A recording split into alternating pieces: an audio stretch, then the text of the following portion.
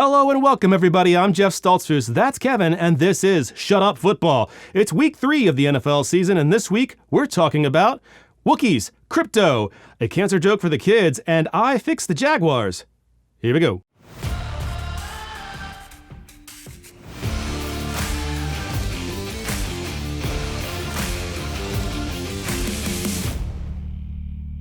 We start off, as always, with old news. This is Danny. Danny worked for the Dolphins for 45 years. Upon his retirement, the Dolphins named their grill after him. You hear that, Tua? Only 44 more years. Last week, the New Orleans Superdome caught fire. This was confirmed on Twitter. Turns out, the fire's origin was located in the gutter tub, prompting many to question, the fuck is a gutter tub? It's a fair question. Well, Tom Brady is looking to get paid in cryptocurrency. Brady stated, "I'd love to be paid in Bitcoin or Ethereum, maybe Qdoba, Saltimbanco, or Skittles coin. Did I make some of those up? Maybe." Cowboys right tackle La'el Collins tried to bribe a drug tester. Worst yet was how he chose to do it. It's gross. Hey, if you like football, consider subscribing to this YouTube channel. It doesn't cost you a thing. Let's get into the recap. Panthers, Texans. This was rookie quarterback Davis Mills' first career start, and he did not look like trash. However, the Texans' front line did. Penetrated early and often, like insert joke here. Looks like we forgot something. Mills had no support from the hospice room of running backs behind him. In the second quarter, the Texans' prayers were heard, as Christian's crusade ended early after injuring his hamstring. How would the Panthers' run game respond with no McCaffrey? Just fine. Rookie running back Chewbacca Hubbard took the bulk of the snaps, along with Denver castoff Royce Freeman. However, the goal line carries went to Sam Darnold, and alliteration aficionado, rookie tight end Tommy Tremble. The Ham Darnold resurrection continues. Every game a blonde FU to Mr. Googly Eyes Adam Gase and the city of New York. Football team Bills. If the Washington football team had a name, I would demand it be stripped from them after the way they played last week. At a certain point, the team just gave up. Unless you think Brown Rapunzel and stock photo of ropes edge defender Chase Young can't catch Josh Allen. Manny Sanders, meet many touchdowns. He had 2 in this game. Even Zach Moss was relevant, which is hard to do. You know those greeting cards with nothing inside? That's Zach Moss. But not today. The stupidly named Bills are formidable. Ron Rivera can beat cancer, but he can't beat the Buffalo Bills. Bears, Browns. Justin Fields had his first career start, and it was glorious. If you were a Browns fan, Fields was sacked 9 times and hit 15 times. Myles Garrett said, "It was awesome seeing everybody get off."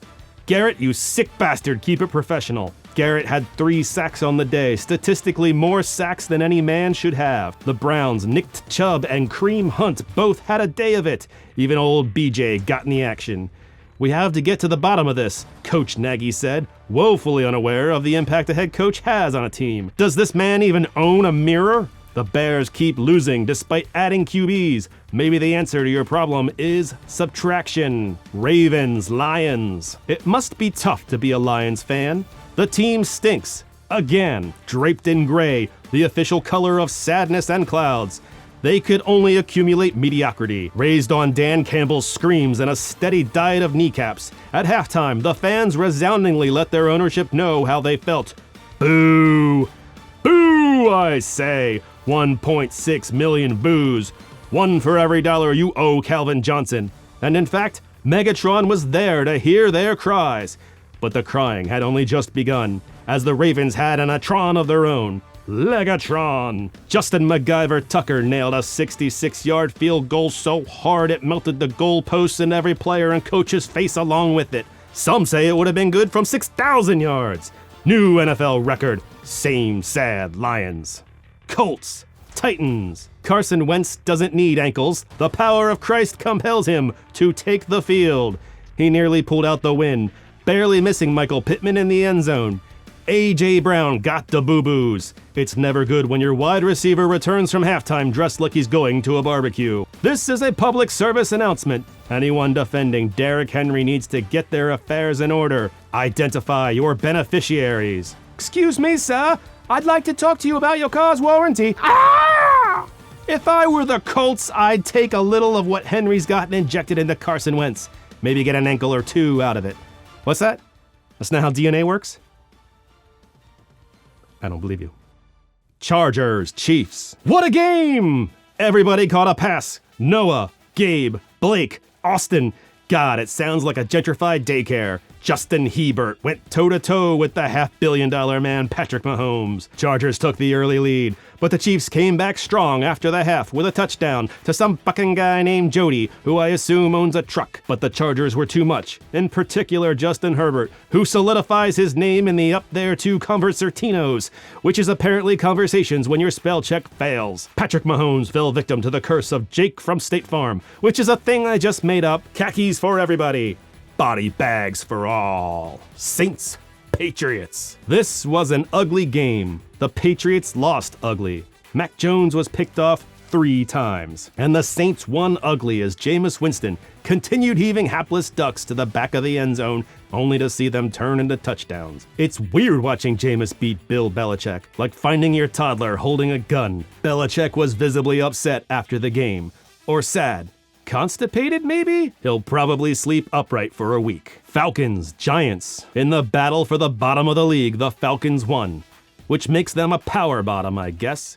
This despite owner John Mara's warning that if the team went 0-3, there would be harsh consequences. Swell pep talk, homie. Not only did the Giants fail, but Mara was booed at the halftime event retiring Eli Manning's jersey. Turns out the fans hate him, but players probably still like him, right? I mean, except the time he said they should shut up and play, but that was years ago, right? No? Last month, Mara took the loss as well as can be expected by acting like a big boss baby. Kicked over trash cans are now officially the Giants logo. Bengals, Steelers. It's a sad day for Ben Roethlisberger. Father Time is a landlord with a drug problem and the rent is due. He's so decrepit he falls down just from throwing the ball. He's so immobile he probably couldn't even outrun his previous rape allegations. When your top receiver on the day isn't your 6'4" wide receiver with 4.4 speed, but your rookie running back because he's within 10 yards, that's a problem. Big Ben should be a NASCAR. He's so washed he's sponsored by Tide. It didn't help that the Steelers were missing TJ Watt and Alex Highsmith, both nursing groin injuries, which sounds gross. Nursing your groin? Then again, Juju got a boo-boo in the second half and did not return. Joe Burrow had 3 touchdowns. The Bengals are really on the come, which is a real expression. I swear, I didn't make it up. You can Google that shit. Cardinals, Jaguars. Arizona scored first, but things turned quickly. Suburban Meyer was rescued by a missed kick that Jamal Agnew returned to the house. Jaguars for the upset? Not today, Jags fan. The Jags got cute and it turned ugly. Trevor Lawrence was picked off by Byron Murphy. Coach Cliff Kingsbury said, "Guys didn't blink. Even when we went down 2 scores, guys didn't blink." Hear that, Jags? That's why you're winless. Too much blinking. Expect Monday off, followed by the removal of everybody's eyelids on Tuesday. Jets, Broncos. After throwing 4 interceptions the week before, Jets quarterback and 3 toddlers in a trench coat, Zach Wilson only threw 2 against Denver. Attaboy. Marked improvement. Teddy Bridgewater continued his campaign of adequacy, aided by a strong run game of Melvin 3.0 and rookie Javonte Williams. The Broncos are now 3-0 after defeating the Jets, Giants, and Jags. But let's not poo-poo them. It's been a rough couple of years in Denver. Give them September. Sadly, the Jets are winless because they'll never be able to play the league's worst team, the New York Jets. Dolphins, Raiders. In the first quarter, the Dolphins were somehow up by 14 and starting at their own 1. That's when it happened. A screen pass to Jalen Waddle that resulted in a safety. What the hell, man? The Vegas Raiders had a surprising game plan. Throw to somebody other than Darren Waller and a run game featuring Peyton Barber. Son of a gun, it worked. I swear, sometimes this team feels like the tightly wound watch that John Gruden crafted. Other times like the NFL's Suicide Squad. Jacoby Brissett runs like he's soiled himself and he's desperate for a fresh pair of slacks. Peyton Barber failed to pick up a half yard twice in this game. Somehow he still finished with 111 yards and a touchdown. But then again, overtime helps pad the stats. Buccaneers, Rams. This game had the haughty musk and swagger of a playoff game. Matthew Stafford threw the ball a country mile to Deshaun Jackson, who took his sweet-ass time getting it to the end zone. Coach Sean McVay was so excited he peed his pants. then every assistant coach's pants as well. The Rams defense let Tom Brady eat all he could at the yards buffet, but they ate the touchdowns themselves. Tom Brady was the Bucs' leading rusher with 14 yards. After the game, Coach Arians took Leonard Fournette and Ronald Jones out behind the woodshed and shot them Old Yeller style. The Matthew Stafford-Sean McVay marriage is everything we'd hoped it'd be. They need a name like Staffay or McFord. It's a work in progress. Their babies are gonna be so cute. Seahawks and Vikings. No Dalvin Cook? No problem. Kirk Cousins heard all you about Kellen Mond all offseason, and he's not having it. Alexander Madison did his best to erase the memory of Dalvin Cook, though that could just be the CTE. 171 total yards on the day. Cousins with 323 yards and 3 touchdowns. Packers, 49ers. Kyle Shanahan's hatred of us runs so deep. Which running back will have the most fantasy relevance today? Trey Sermon, your 3rd-round draft pick? Everyone else is injured.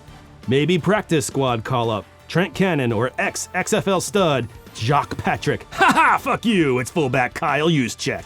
That's right, talk to the Shanahan. The fullback got 5 touches, 4 receptions, and a touchdown. Kyle Shanahan drinks your tears, fantasy managers. Jimmy G was looking pretty good most of the game. Oh look, it's Trey Lance at the goal line. Think he's gonna throw it?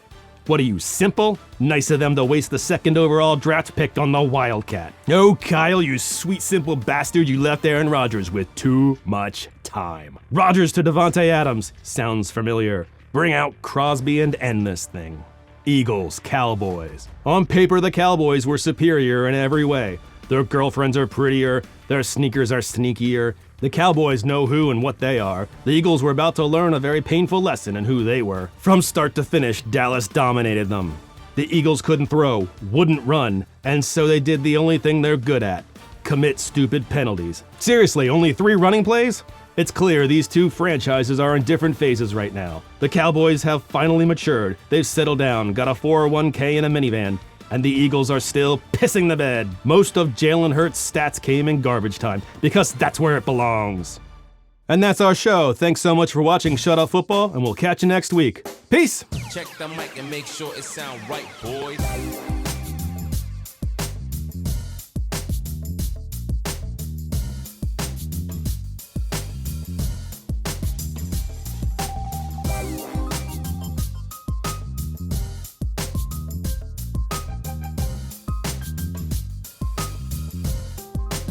It sound right, boy. Haha, fuck you, it's Kyle fucking fullback Chiselneck Johnson.